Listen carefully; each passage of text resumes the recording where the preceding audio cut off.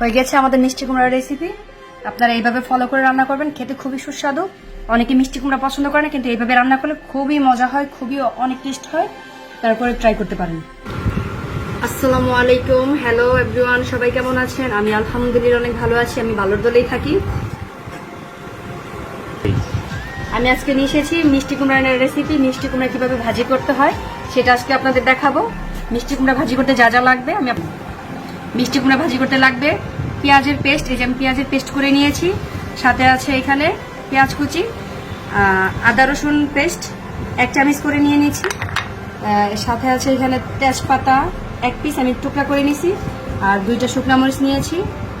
আর এটা হলো কাঁচামরিচের বাটা, মানে ব্লেন্ডার করে নিয়েছি। আমরা একটু এই যে জিরার গুঁড়া নিয়ে নিয়েছি, এই জিরার গুঁড়া একটু দিতে হবে। এখানে জিরার গুঁড়া আছে অল্প পরিমাণ, এটা আমরা দিব।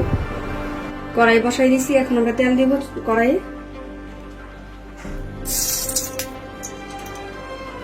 এখানে দিয়ে দিলাম 1/2 কাপ পরিমাণ তেল।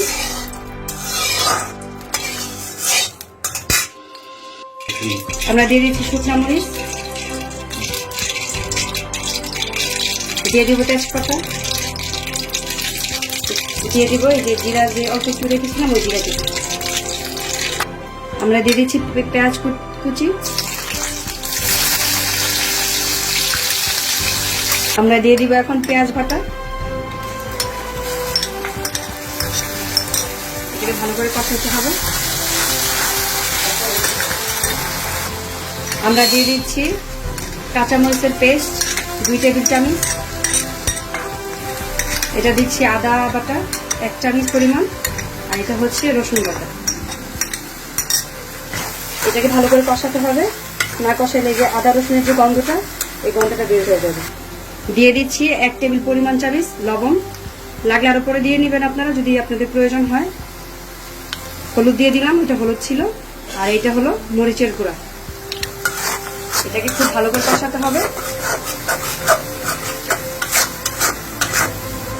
আমরা দিয়ে দিচ্ছি এটা হলো গরম মশলা। গরম মশলা দিয়ে দিলাম। আমি দিয়ে দিচ্ছি 1 চামচের থেকে 4 ভাগ করলে যতটুকু হবে টেস্টিং সল্ট, ঠিক অতটুকুই দিলাম।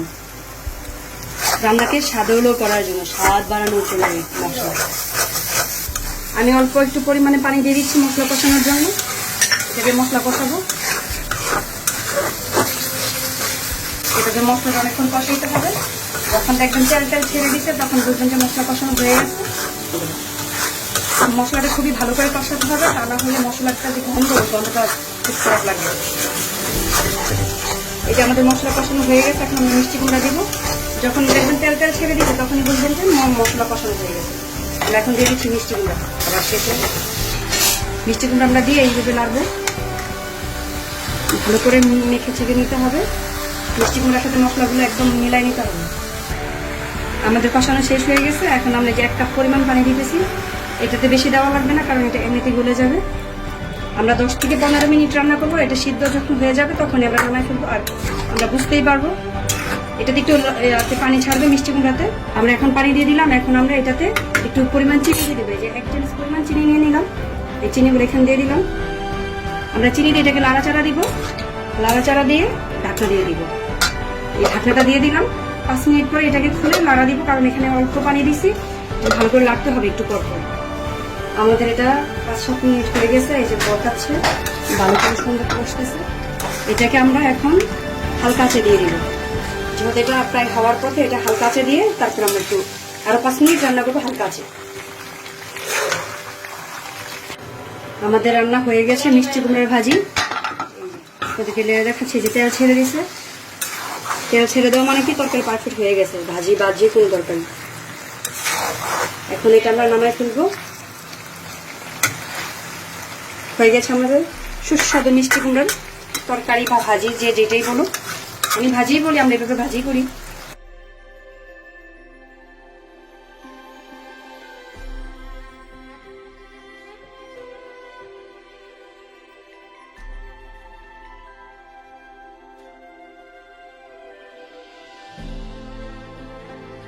আপুরা এবং ভাইয়ারা আমার চ্যানেলটিকে সাবস্ক্রাইব করে দিবেন।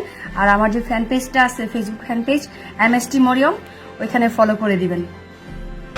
পাশে থাকার জন্য আপনাদেরকে অসংখ্য ধন্যবাদ।